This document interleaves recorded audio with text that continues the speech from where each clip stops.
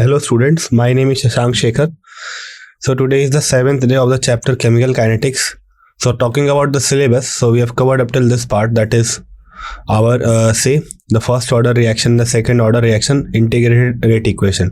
So today we will mainly looking on this half-life, and plus we will see something called determination of this order of reaction. So this is not mentioned in the syllabus although, but the way the questions are asked, there are certain patterns that is followed to determine the order of reaction, and often this methods are only asked in the exams. So we will look on each and every procedure one by one. So let us start our today's class. So if you look at the topics that are to be covered today, so we'll start with the pseudo first order reaction. So this is a kind of first order reaction only. You will see what it is mainly, then we'll see an illustration of it. After that we will move to this half-life. So we will see the half-life for zero order reaction, half-life for zero order reaction, and half-life for first order reaction. First order reaction. Then we will see integrated rate laws for the reaction of zero and first order. So we will see a kind of table for that. Then we will move to the methods that can be used to determine the order of reaction. So we know the differential rate expression. So how can we use it to determine the order of reaction? Then we have integral rate expression. So we can use that also. Then you can use half-life method, and the last method, that is isolation method. So starting from the first topic, that is pseudo first order reaction. So what is pseudo first order reaction first of all? So what do? We say are conducting an experiment, and we take one reactant in very excess amount. Okay, or you can say in some reactions we need that reactant in excess amount, but the consumption of that reactant is very small as compared to the amount that you have taken, or you can say negligible. So what happens in that case is that the total change, suppose we have taken an initial concentration and now a very small amount of that has been consumed. So the net change of this, say our reactant which was taken in excess amount, is very small, and due to this reason the effect of it on the reaction seems to be negligible, right? Due to this reason those reactions seems to be first order reaction, but they are kind of pseudo. So the pseudo word means, so you must have heard this pseudo in physics also. Pseudo means it although looks like the first order reaction, but in actual it is not so. Okay, so in actual it is not so. So for example, we are considering here the hydrolysis of ethyl acetate. Okay, so we are considering the hydrolysis of ethyl acetate. Hydrolysis means simply reaction with water. Reaction with water means our hydrolysis. So it is a chemical reaction between ethyl acetate and water. Okay, same thing is written here. Now if you check it very minutely, in reality it is a first order reaction. It depends both upon the concentration of water and the concentration of ethyl acetate. Okay, so in reality it is a second order reaction, and it depends both upon the concentration of ethyl acetate and water, and they both affect the rate of reaction. But what we do is we take the water amount in excess. So what we are doing, we are altering the conditions by taking water in excess, in large excess for hydrolysis. And it is important also to do so, because you have to dissolve that ethyl acetate in this say water. So you will need that water in extra amount. Of course, after reaction you can say that the used water is much more lesser than you have taken, but you have to take it in excess amount. It is the requirement for your reaction. So the concentration of water, due to this reason you have taken this thing in excess, due to this reason the concentration of water is not altered much. It is not altered much during the reaction, and therefore the rate of reaction is affected by the concentration of ethyl acetate only. So this pseudo first order reaction is actually a second order reaction, that is the hydrolysis of ethyl acetate. So what we are doing, we are taking water in excess. Now the concentration change is very small because the consumption is very less as compared to the concentration which we have taken initially. Due to this reason, now the effect, or you can say the rate of reaction, only and only depends upon ethyl acetate because one is present in excess. So how is it? So if you want to imagine, I can give you an analogy. Suppose say we are conducting a relay race and 4 participants are there in the relay race, means 4 members are forming the team. Now 3 of them are running very fast. Okay, 3 of them are running very fast and the 4th one is very slow. Suppose the 4th one is running at a speed that is much more lower than the other 3. Now what will happen? How you will decide that they will win the match or not? So if you want to decide, so you will act upon this, the 4th member who is running slow. So if he runs speeder, that would affect your performance, the performance of whole team, right? So you will try to focus on that, the slowest one. So similarly here, the one which is present in the minimum amount, that is the ethyl acetate, that is affecting the rate of reaction, maximizing the it has a maximum effect on the rate of reaction. Okay, so due to this reason, since we have taken the concentration of water in excess and ethyl acetate is low in compared to that water, therefore the rate of reaction is majorly affected by this ethyl acetate concentration, and the reaction depends upon the concentration of ethyl acetate, and it seems to be first order. Okay, it seems to be first order, but it is a second order reaction. So if you are asked in the exam, you are given a pseudo first order reaction and you are asked to calculate the rate law and all thing. Rate law not. You will write the rate law accordingly. Okay, you will write the rate law according to the second order. But when you will do the calculation, suppose you are said that it is a pseudo first order reaction and you are given different experimental data and you are asked to calculate the rate or something like that, then you will ignore the concentration change of water and simply use the integrated form of the first law to calculate your say rate or order, whatever we asked. Okay, so this is the thing that you should be depending upon, right? Another example of this might be is the pseudo order first order reaction. Another example would be sugarcane inversion. So it is inversion of the sugarcane into glucose and fructose. So if you look at its rate, it would look like this. So this would be the rate law. Although H2O is also affecting the rate of reaction, but since we have taken this water in very excess amount, due to this reason, its rates now mainly depends upon the concentration of cane sugar. So 2 examples are very obvious, that is hydrolysis of ethyl acetate and inversion of cane sugar. Now let us see an illustration regarding it. So how does this happen? Okay, so let us consider the hydrolysis of ethyl acetate. So it is a chemical reaction between ethyl acetate and water, I have told you earlier. So in reality it is second order, and concentration of both ethyl acetate and water affect the rate of reaction. The same thing is written here, but water is taken in excess, therefore the concentration of water is not altered much during the reaction, therefore rate of the reaction is affected by concentration of ethyl acetate only. So we have seen this thing right now. Now what we are doing, we are taking an example. So we are doing hydrolysis of the ethyl acetate that is present in 0.01 mole with 10 moles of water, and the amount of reactants product at the beginning T is equals to 0, and completion time is given below. Oh, sorry for not mentioning the figure here. So I will discuss it in the next class. So this figure is not mentioned, sorry. Okay. Next is our half-life reaction. So what is half-life reaction? So this concept is very important in the view of this chemical kinetics. So first of all, what is half-life reaction?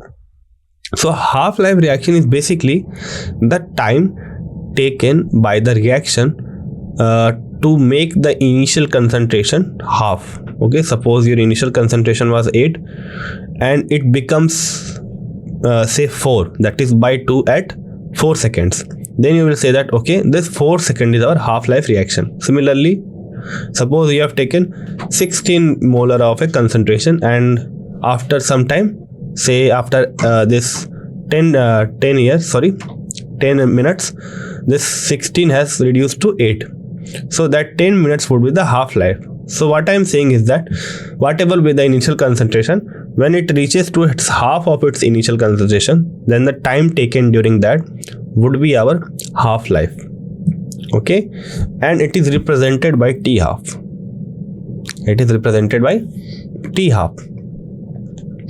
Now, this half-life of a reaction is inversely proportional to initial concentration, except for first order reaction.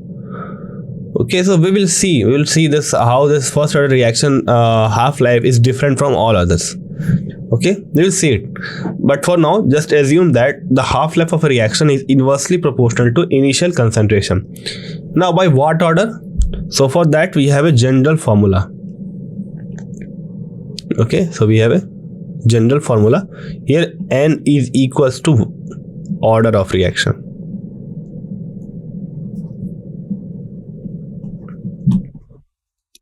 Now this is also not applicable to first order reaction. First order reaction is different from all of these. Okay, so if you want to find out the T half relation with this, say 1 by A, so which up to which power it is. So suppose the reaction is second order, then T half would be proportional to 1 by A to the power 1. If T half is say A to the power 0 minus 1, then in this case it would be directly proportional to the concentration of reactant. Okay, so this is clear, right? So this is a general formula, but it is not applicable to first order. Now beside this say our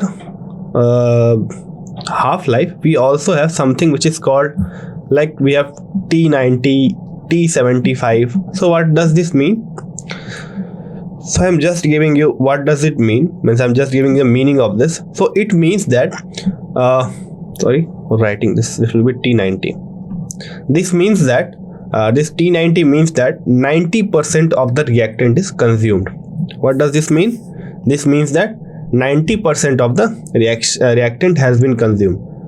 Now what is the reactant that is left? It is 10%. Okay, so what does it mean? Suppose you have taken R0 as the initial concentration, then 90% has been consumed. This T90 means 90% has been consumed, means we are left with this 10% of this R0. So that would give us R0 by 10. Similarly, suppose you are said that T75, that means at T75 R0 has been reduced to 25% of R, because 75% have been consumed, therefore we are left with 25% of the initial concentration, that is R0 by 4. So is this clear? Okay, so this is very important, this T90, T99%. So you are asked these questions that you have to calculate T99 for a given reaction or T50 for a given reaction. So you should remember this thing. So similarly, T50 is also written as T half, that is the half-life reaction. So this is nothing but T50. Okay, this is clear? Okay, now remember this formula. We will use this later on. And this statement needs somewhat changes. So I think we should just ignore this sentence for now. Just we have to use this. So this sentence is not right.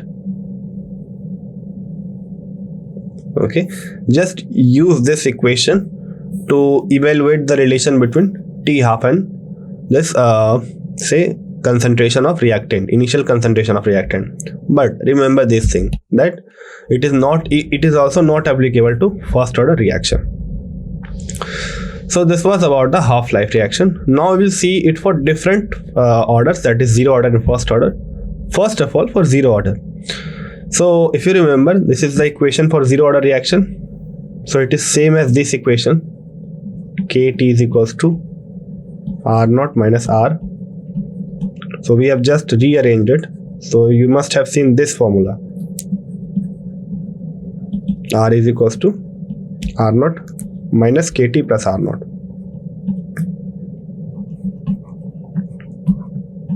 So this is just a variant of this. Okay.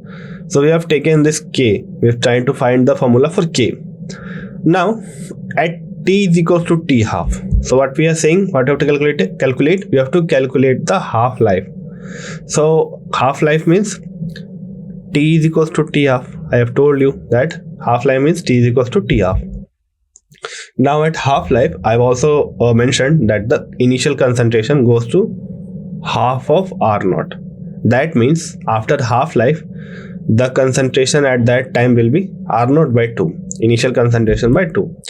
So if you now just evaluate this formula, put all the values. So R0 minus, so R is the concentration at time T, and T we have taken as T half, means half-life reaction. Therefore this R will go to R0 by 2. Now R0 minus R0 by 2 will give you R0 by 2K. So we have just rearranged it, sorry for not mentioning here. So it is just like this. R0 minus half R0 will give you R0 by 2. Just cross multiply it like this, here and here. Okay, you will get this thing. Now what you can conclude from this equation, you can conclude that T half for the reaction is directly proportional to the initial concentration for a zero order reaction. What does this mean? It means that as we go on increasing this R0, you will go on increasing this T half. You will go on increasing this T half, means this and this have a direct relation. And you can compare it with the equation of line y is equals to mx plus c. This c is 0 here, and m here is equals to 1 by 2k. So this is a very important result. Okay, this is a very important result. If you want to plot a graph, so it is basically between T half and R0. Y is equals to mx. So what we are doing, we are taking different concentration, initial concentration, and calculating the half-life. Suppose we take it here.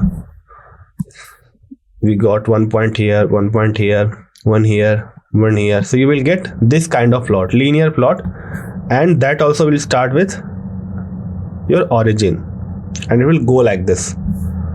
So you will end up getting this kind of plot.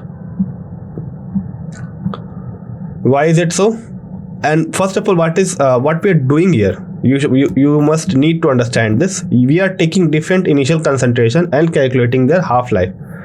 Suppose we did it for R1, we take another higher concentration, another higher concentration, another higher concentration, and go on moving like this.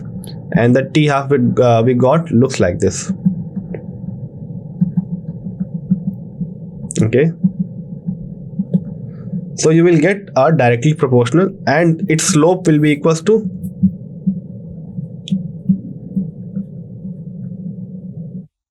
m is equals to 1 by 2k. This is the slope of the reaction, slope of the curve. Okay, this clear? Okay.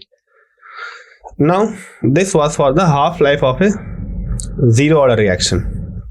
Remember this point, that our say this T half is directly proportional to R0, and if we plot a graph, we will get a linear plot, and along with a slope that will be equals to 1 by 2k, or 1 by 2 times the rate constant. So this is clear. Now we will move to zero order for zero. We have to cover zero order. Now we move to half-life for a first order. Sorry for mentioning it wrong. So this is first order. So this is for the first order. We know the rate law very clearly. This is our rate law, integrated rate law equation for first order, in which k is equals to 2.303 log r0 by r. Okay, log r0 by r.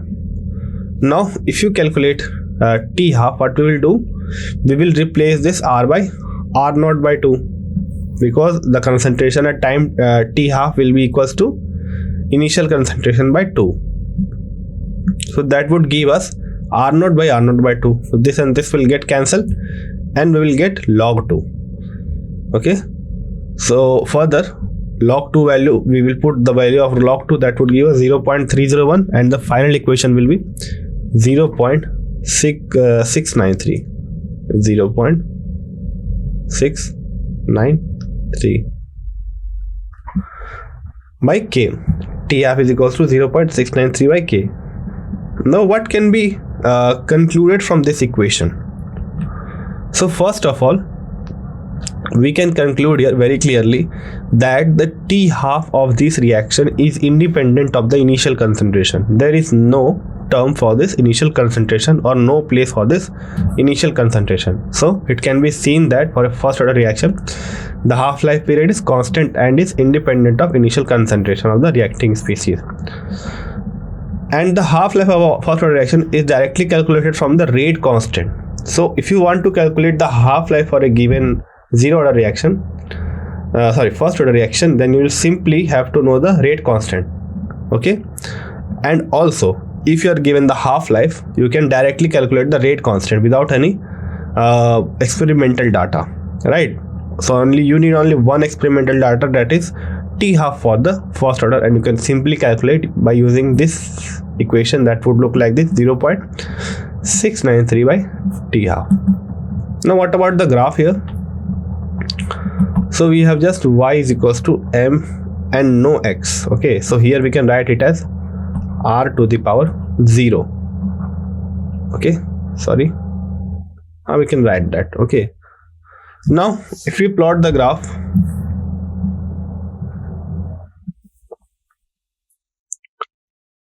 this is our half-life, or you can say T half, and we are taking different initial concentration. So whatever concentration we take will not depend upon this. This T half will not depend upon the initial concentration, and you will always get the same T half value. So here, here, here.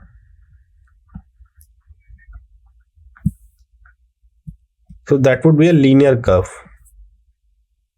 Linear curve with zero slope.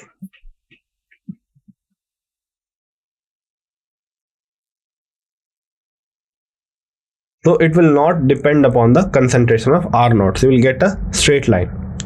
So I'm not getting this this graph from this equation. I'm not using this equation here. I'm just using the output of this equation, that it is independent of the initial concentration. Therefore, whatever the initial concentration we take, we will get the same half-life. Okay, is this clear? So two things we have seen, that this half-life is independent for this first order reaction, or means it is independent from initial concentration for first order reaction. So that was for our zero order. Next I've just put up a summary here. So for a zero order reaction, the differential rate law looks like this, the integrated rate law looks like this, and we get a straight line plot when we plot again R versus T, and the half-life is given by R0 by 2K, and units of K are concentration time inverse, that is mole per liter per second. Similarly, for first order reaction, the reactant goes to product, differential rate law looks like this, R is raised to the power 1, here it was raised to the power 0, due to which it turns to unity, and we got this integrated rate law, that is R is equals to R0 e to the power minus KT, and ln R versus T gives a straight line plot. and that would look like this. Okay, and the half-life of this can be calculated by simply taking natural log of 2 divided by k, and its unit will be, the unit of rate constant would be time inverse or second inverse. So this is a overall, you can say, summarization of all of this zero order and first order. Now talking about again the half-life, we have seen that the half-life for a zero order reaction is directly proportional to the initial concentration raised to the power 1, and for first order this T half is independent of R naught. So the same thing is written here. We have seen through graphically also this thing. You can see it here also. So this was all about the half-life of zero and first order reaction. Now we'll see some methods of determining the order of reaction. So this is very important.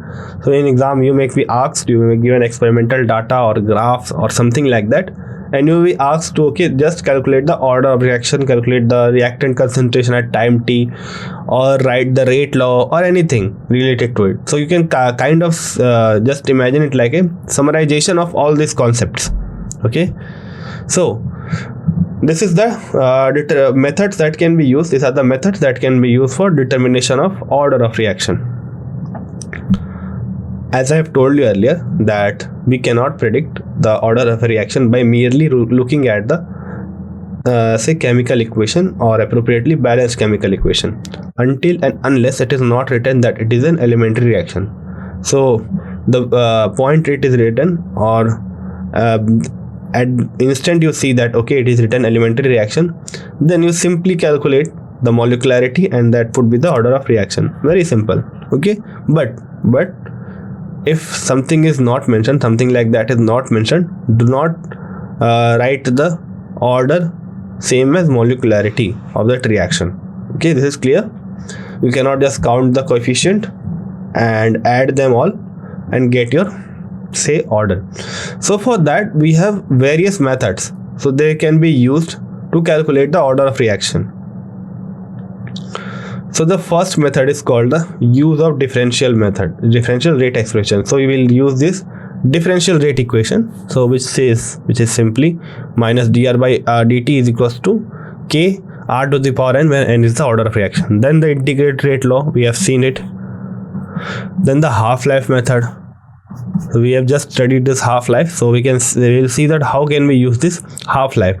And the fourth one is isolation method. This fourth one is very much related to your pseudo first order reaction, in which we take one of these concentration very high, and we are able to calculate the order of reaction with respect to the other. So we'll do this thing. We will see an example how do we do that.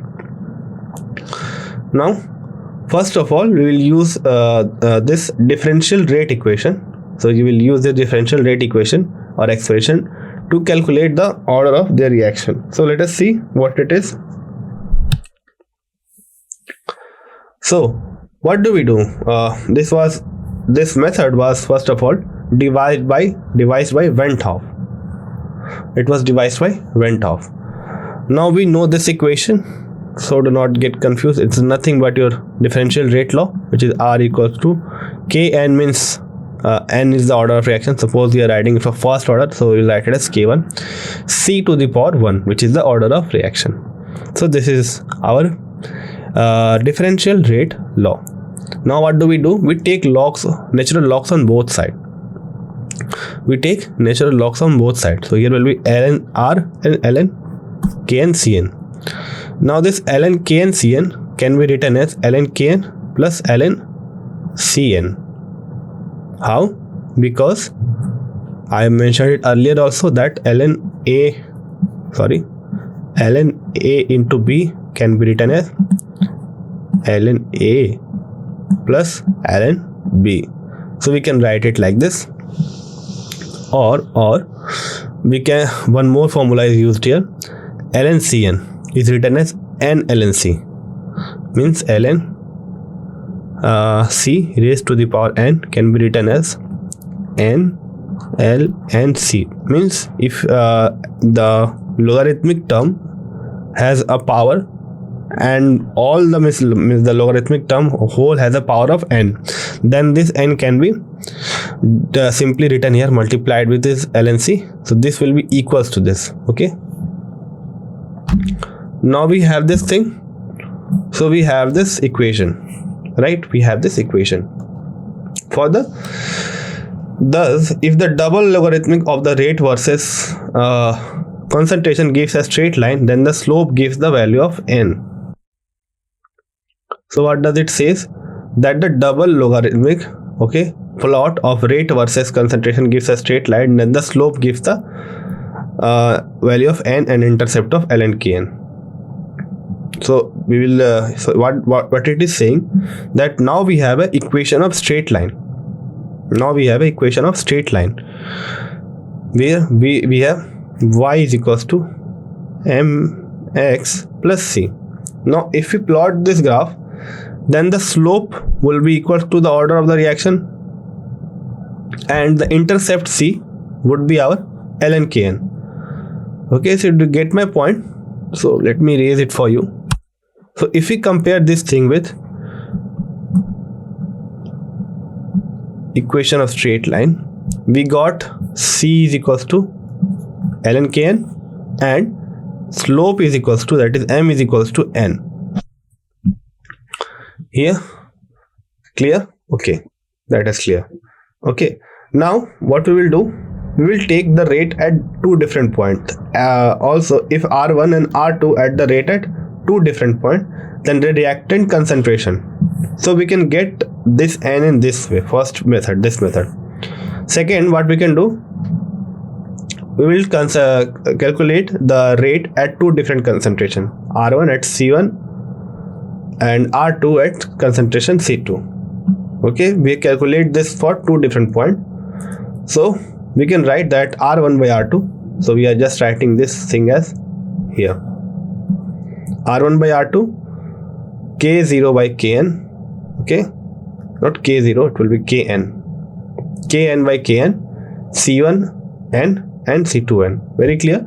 At C1 concentration the rate is R1 and the C2 concentration the rate is R2. Now since this K will be constant for both of this concentration, because rate constant is independent of the concentration of reactant, so this will cancel out and we will be left with this C1 by C2 whole to the power n.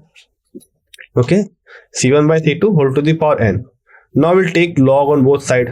So ln R1 by R2 and ln C1 by C2 to the power n. Now again this same thing, ln Cn can be written as n ln C. Therefore ln C1 C2 n can be written as n ln C1 by C2. Therefore n is equals to ln R1 by R2 divided by ln C1 by C2. Okay, so this is the graphical method and this is the analytical method. Both we can use, okay, to calculate. So here throughout this method we have used the differential rate expression. So here we are using the differential rate equation and finding our say order and initial concentration. So if I summarize it, simple, very simple. First method, we take our differential rate law, take the logarithm of it, plot the graph, got our value of n and ln kn and further our kn. In the second method, we calculate the rate at two different concentration, divide both of them, k and k get cancelled because k is a equilibrium constant. Okay, so a new revealing here is an equilibrium constant kind of thing, equilibrium property, and it only depends upon temperature and not concentration. So this k and k will get cancelled. We will take a logarithm on both sides and hence n will be given by ln R1 by R2 and divided by ln C1 by C2. Very quick. Second is the use of integral rate expression. So that graph which I have told you earlier, that we will plot a graph of ln R versus ln C. So that graph is written here. And so it will look like this. Sorry for not putting it there. So that is the same graph. Okay, and its slope will be equals to n and its intercept will be ln kn. So this is clear, right? Now what is this method? So this is we will use this integral rate expression. So now just now we have calculated integral rate law for zero order and first order. So what do? That we calculate the rate constant for the given data. Okay, the constancy of k values obtained suggests that the assumed order is correct. If the k value obtained are not constant, we assume a different order. So what do? We first of all, we are given a set of experimental data, right? Now what do? We do hit and trial method. We use hit and trial method. So suppose we assume first of all that it is a zero order reaction. Then we will, since we are given the experimental data, we will be given the time, the initial concentration, the final concentration. We will put all these values in our, say this our integrated rate law, and calculate the k for the first given set of experimental data. Suppose we are given 5 set of experimental data. Then we have, since we have assumed this zero order reaction, we will apply the integrated rate law for all the 5 sets and see whether the value of k is remaining constant or not. So if the value of k is constant, well and good, you are lucky and you got your answer at first trial, that is a zero order reaction.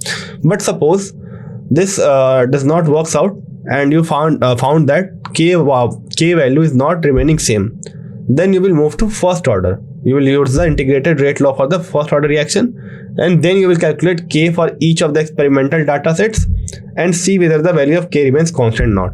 So in this way you can calculate by hit and trial method. So what are you using here? The hit and trial method we are taking as an assumption and proving it wrong, and if it is right, well, answer is that one. If it is wrong, we will move to next assumption.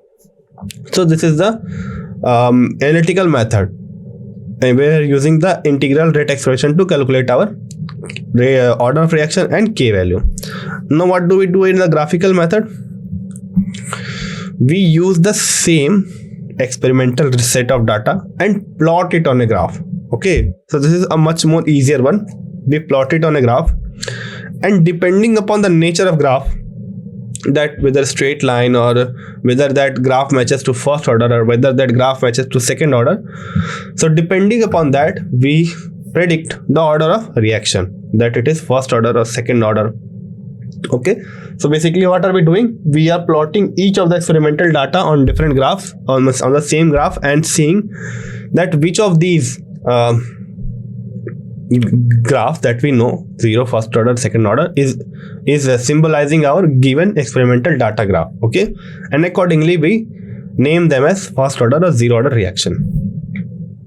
So this way you can use the integral rate expression to know our order of reaction and say value of k. Now the next thing is half-life method. Okay, so for half-life method you must know this equation first of all, a very important equation. Okay, a very important equation. What is this A2 and A1? These are the initial concentration. So suppose as at initial concentration A2, the half-life is calculated as T half 2. So I am saying that suppose at concentration A2 the half-life is T half 2, and at, let me write the order with a different one, is 2. Suppose now at concentration A1 the T half is 1, meaning that at concentration A1 the T half is 1. So these are the two set of data that we have. Now what we will do, we'll just divide T half 1 by T half 2 and make it equals to A2 by A1. Okay, so that is the same result which I have mentioned earlier also. So the initially I have said you to remember that thing which was like this: kt half is equals to 1 by 1 minus n minus 1 a to the power 1 minus n, 1 by a to the power 1 minus n.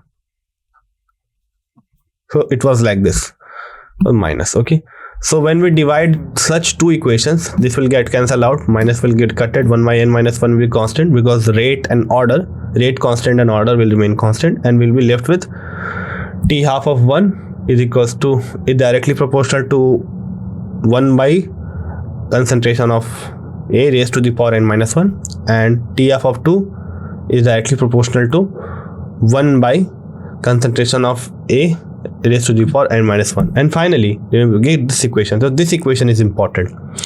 Now what do? We again take the log on both sides. We again take log on both sides, natural log on both sides, and we got this equation. So as we take ln here, this n minus 1 is, since it is a whole, it is power to the whole logarithmic term, so it will go here. This will go in the back side. So we are left with this equation. Now if we bring this thing here, we will get this, and minus 1 goes here, we are left with plus 1. So this is the final equation.